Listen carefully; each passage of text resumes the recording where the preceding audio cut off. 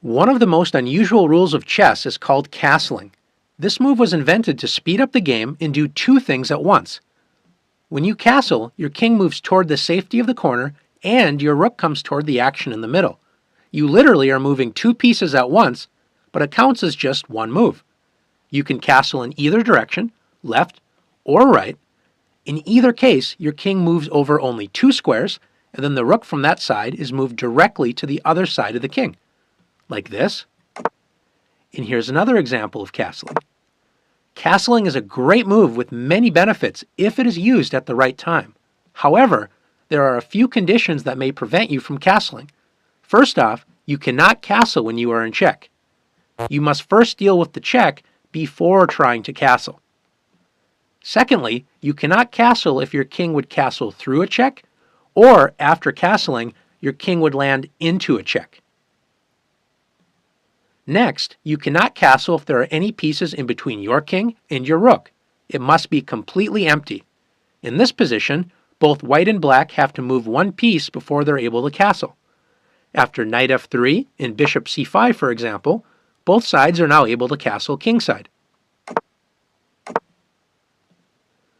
Finally, you cannot castle if your king has made any other move before, or if the rook you are castling with has already moved.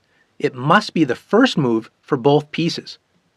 In this position, the only legal castling move is for black. Since white's king has already moved, white cannot castle. Notice black can only castle with the rook on h8 because the other rook has already moved. What is the notation for castling?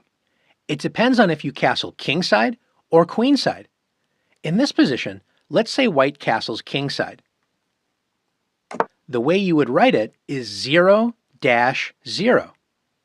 If black now castles queenside, we would add one more 0, so it would be 0-0-0.